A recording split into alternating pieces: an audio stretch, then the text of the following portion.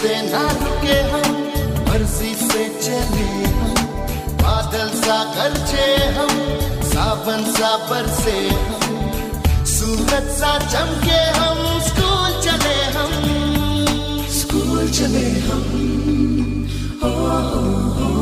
से ना रुके। नमस्कार विद्यार्थी मित्रों, हूँ पीयूष दवे श्री सनफ्लावर विद्यालय खोड़ेदમાં આપનું હાર્દિક સ્વાગત કરું છું। વિદ્યાર્થી મિત્રો, વેલકમ બેક।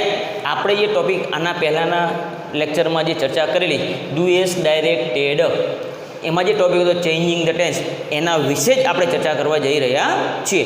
આપણે આની પહેલાંના લેક્ચરમાં ચર્ચા કરેલી કે ડુએસ ડાયરેક્ટેડમાં 4 ટોપિક આવે છે। 4 ટોપિકમાંથી કોઈ પણ 2 ટોપિકના 2 પેરેગ્રાફ પૂછાય છે। તો આપણે અગાઉના લેક્ચરમાં પણ ચેન્જિંગ ધ ટેન્સ એના વિશે ચર્ચા કરેલી। આ લેક્ચરમાં પણ આપણે ચેન્જિંગ ધ ટેન્સ વિશે જ ચર્ચા કરવા જઈ રહ્યા છીએ। હજી વિદ્યાર્થી મિત્રો તમને યાદ કરાવી દઉં કે આ પ્રકારના ટોપિક સેક્શન ડીની અંદર ક્વેશ્ચન નંબર 50 એન્ડ 51માં પૂછાય છે 4 માર્કમાં, જે એકદમ ઇઝી અને સરળતાથી આપણે કેચઅપ કરી શકીએ એવા ટોપિક છે। તો વિદ્યાર્થી મિત્રો, એક જ વસ્તુ મેં તમને આની પહેલાંના લેક્ચરમાં કીધું હતું અને હજી પણ કહું છું કે જ્યારે ચેન્જિંગ ધ ટેન્સ નામનો ટોપિક આવે છે અથવા પેરેગ્રાફને આપણે કાળમાં ફેરફાર કરવાનો હોય છે, ત્યારે ફક્ત વિદ્યાર્થી મિત્રો એક જ વસ્તુ યાદ રાખવાની કે ક્રિયાપદમાં જ ફેરફાર કરવાનો હોય છે। વાક્યમાં આપેલું તમે ક્રિયાપદ ઓળખી લો અને ક્રિયાપદમાં ફેરફાર કરો, જે ઇન્સ્ટ્રક્શન આપેલું છે એ પ્રમાણે, તો આપણે બીજું ક્યાંય જ ફેરફાર કરવાનો હોતો નથી। તો હજી વિદ્યાર્થી મિત્રો કહું છું કે જ્યારે પણ કાળમાં ફેરફાર કરવાનો ટોપિક પૂછાય છે પરીક્ષામાં, તો ફક્ત ક્રિયાપદમાં જ ફેરફાર થાય છે।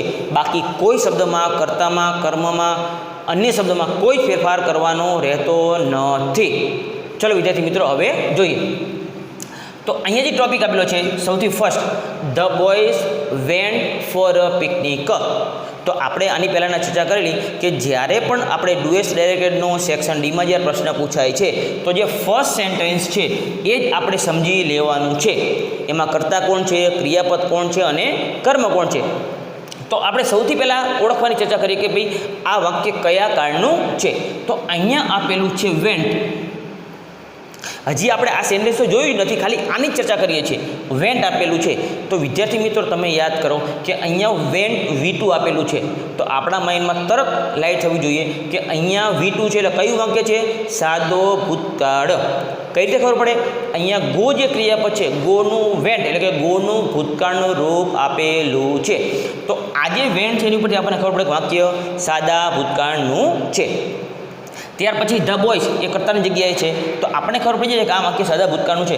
હવે આ સેન્ટેન્સ અને બિગિન લાઈક ધીસ એ સેન્ટેન્સમાં શું ડિફરન્સ છે એની ઉપરથી આપણને ખબર પડે કે આ પેરેગ્રાફને આપણે શેમાં ફેરવવાનો છે। તો જુઓ, અહીં ધ બોયઝ અને ધ બોયઝ કોમન છે, એટલે કે કર્તા કોમન છે, કર્તામાં કોઈ ફેરફાર છે નહીં। ત્યાર પછી જોવાની વસ્તુ એ છે કે અહીંયા વેન્ટ આપેલું છે, ક્રિયાપદનું ભૂતકાળનું રૂપ એટલે કે સાદા ભૂતકાળ। જ્યારે અહીંયા વિલ ગો આપેલું છે, તો અહીંયા ક્રિયાપદમાં ડિફરન્સ ક્રિએટ થાય છે। અહીંયા V2 છે, જ્યારે અહીંયા વિલ પ્લસ ગો એટલે કે ક્રિયાપદનું મૂળ રૂપ, તો વિલ પ્લસ ગો આ જોઈને આપણા માઇન્ડમાં તરત લાઈટ થવી જોઈએ વિદ્યાર્થી મિત્રો કે શેલ વિલ પ્લસ V1 સાદા ભવિષ્યકાળમાં જ આવે છે। તો વિદ્યાર્થી મિત્રો મતલબ શું થયો કે આ પેરેગ્રાફને આપણે ભવિષ્યકાળમાં ફેરવવાનો છે। હજી વિદ્યાર્થી મિત્રો કઈ રીતે ખબર પડે?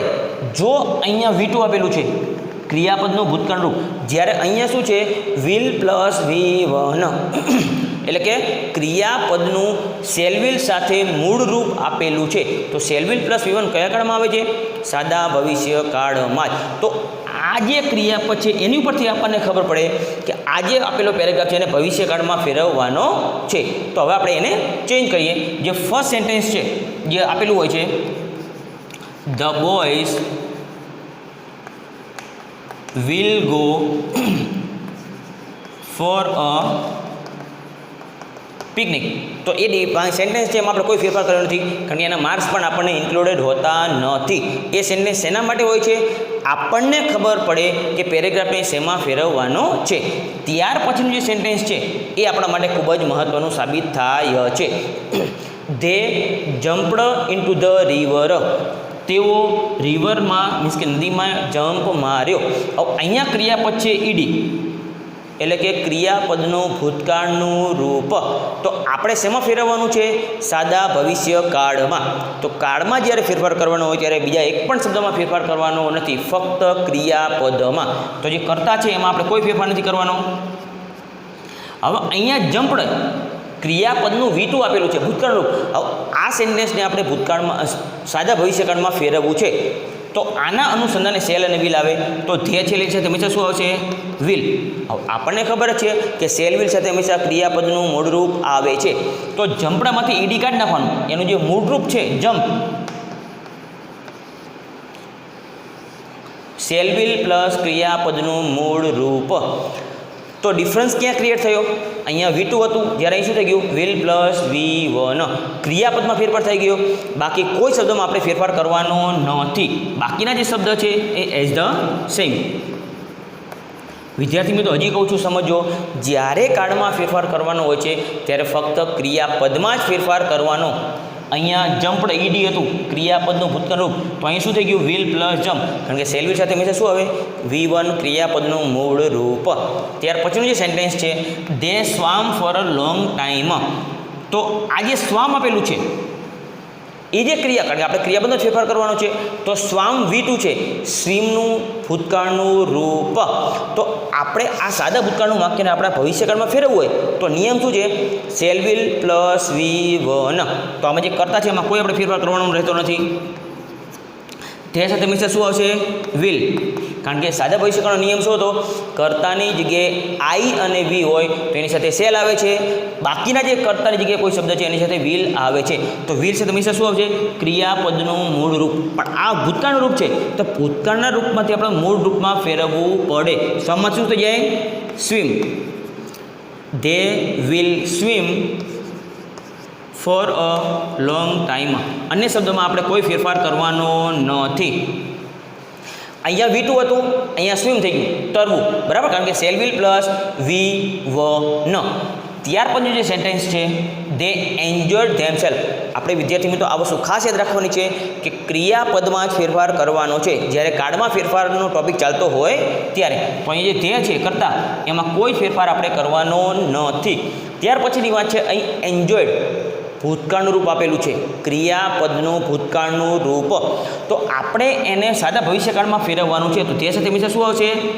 વિલ. અને આ જે V2 છે એમાંથી આપણે V1માં ફેરવવું પડે. They will enjoy them self.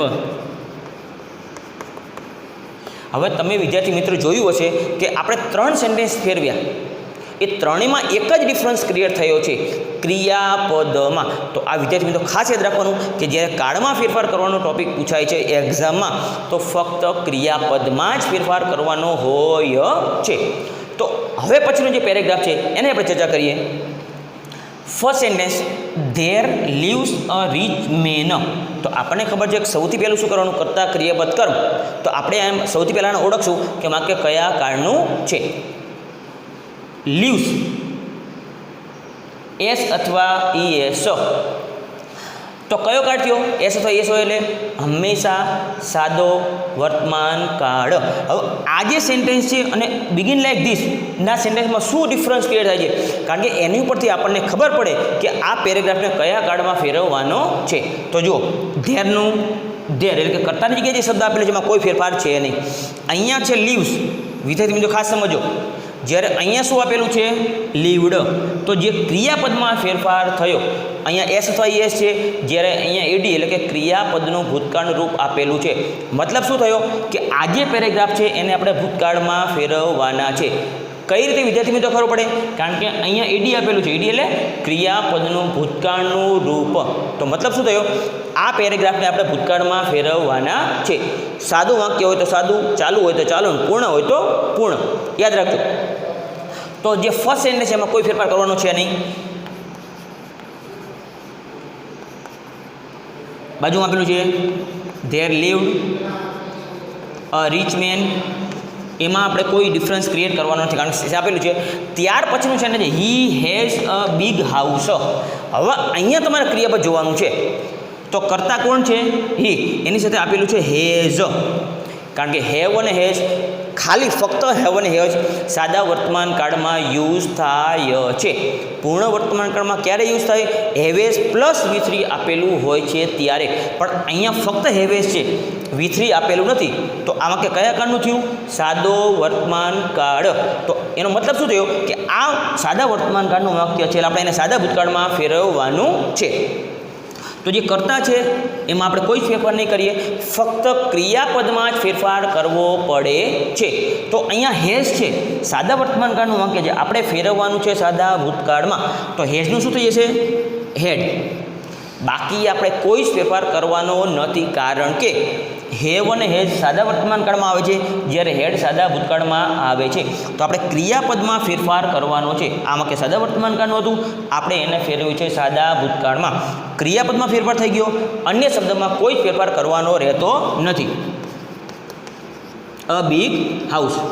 વિદ્યાર્થી મિત્રો ખાસ સમજો, હજી કહું છું કે જ્યારે કાળમાં ફેરફાર કરવાનો પેરેગ્રાફ પૂછાય છે ત્યારે ફક્ત એક જ શબ્દ જે ક્રિયાપદ છે એમાં જ ફેરફાર થાય છે. બાકીમાં કર્તામાં, કર્મમાં, અન્ય શબ્દોમાં કંઈ જ ફેરફાર થતો નથી. ત્યાર પછીનું જે સેન્ટેન્સ છે, the most delicious fruits grow in his garden.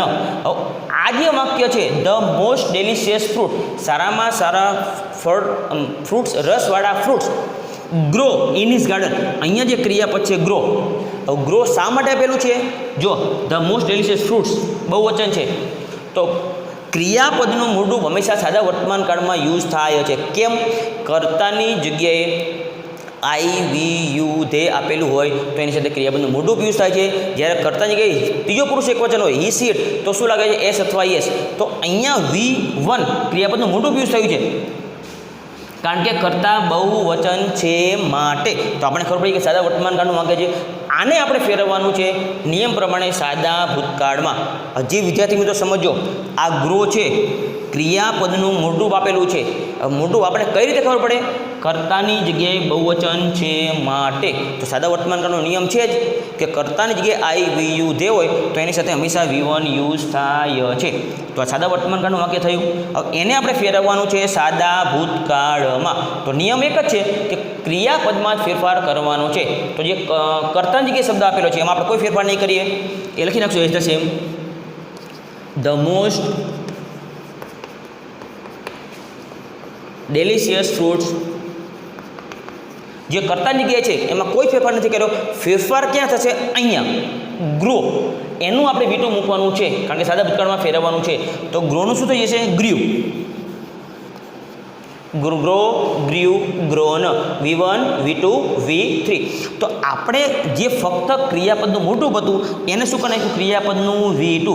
એટલે ઓટોમેટિક વાક્ય સાદા ભૂતકાળમાં ચેન્જ થઈ જાય છે, કારણ કે ફક્ત ક્રિયાપદમાં જ ફેરફાર કરવાનો છે, બાકીના કોઈ જ ફેરફાર કરવાનો નથી. In his garden. વિદ્યાર્થી મિત્રો ખાસ વસ્તુ યાદ રાખજો, કાળમાં જ્યારે ફેરફાર કરવાનો પેરેગ્રાફ પૂછાય છે ત્યારે ફક્ત ક્રિયાપદમાં જ ફેરફાર થાય છે. ત્યાર પછીનું સેન્ટેન્સ છે, many boys often steel the fruits. તો પહેલાં તો આપણે આ વાક્યને ઓળખવાનું છે. આપણે ખબર છે સાદા ભૂતકાળમાં ફેરવવાનું છે. મેની બોયઝ બહુવચન છે. Often, daily, always, often, sometimes, usually, generally, regularly, એવરીવાળા બધા કયા કાળમાં આવે છે? સાદા વર્તમાન કાળમાં. તો આને આપણે ફેરવવાનું છે સાદા ભૂતકાળમાં. પણ ક્રિયાપદ કયું છે? સ્ટીલ. V1 આપેલું છે. કેમ આપેલું છે? અહીંયા બહુવચન છે, તો કર્તાની જગ્યાએ આપણે નિયમ છે કે આઈ, વી, યુ, ધે હોય તો હંમેશાની સાથે શું આવે છે? V1. તો આ જે ક્રિયાપદ છે એને આપણે ખાલી ફેરફાર કરી નાખીએ, એટલે કે અહીંયા ખાલી ક્રિયાપદનું ભૂતકાળ રૂપ મૂકીએ તો ઓટોમેટિક વાક્ય બની જશે સાદા ભૂતકાળનું. તો બાકી આપણે કોઈ શબ્દોમાં ફેરફાર કરવાનો નથી. તો મેની બોયઝ ઓફન. હવે આ જે ક્રિયાપદ છે એનું તમારે V2 મૂકવું પડે. કારણ શું કામ V2? એટલે કે ક્રિયાપદનું ભૂતકાળનું મૂકવું પડે. શું કામ? કારણ કે પેરેગ્રાફને આપણે ભૂતકાળમાં ફેરવવાનો છે. તો સ્ટીલનું V2 શું થાય? સ્ટોલ. હવે સમજો, સ્ટીલ V1 છે, સ્ટોલ V2 છે અને stolen. Steel, stall, stolen, V1, V2, V3. પણ આપણે અહીંયા ખાલી V2 ની જરૂર છે, કારણ કે સાદા ભૂતકાળમાં આ જે પેરેગ્રાફને ફેરવવાનું છે માટે. તો આ જે સ્ટીલ હતું V1 એનું આપણે શું કરી નાખ્યું? સ્ટોલ V2 માં ફેરવી નાખ્યું. બાકી કોઈ શબ્દમાં આપણે ફેરફાર કરવાનો રહેતો નથી. બાકીના જે શબ્દ છે અધર વર્ડ્સ એ એમને. વિદ્યાર્થી મિત્રો, તમે બંને પેરેગ્રાફ અને આની પહેલાંના લેક્ચરમાં આપણે 2 પેરેગ્રાફ સોલ્વ કરેલા, તો એ બધામાં એક જ વસ્તુ ખાસ ધ્યાન રાખવા જેવી છે કે જ્યારે કાળમાં ફેરફાર કરવાનો પેરેગ્રાફ પૂછાય છે તો ફક્ત ક્રિયાપદમાં જ ફેરફાર થાય છે. આ વસ્તુ વિદ્યાર્થી મિત્રો ખાસ યાદ રાખવી.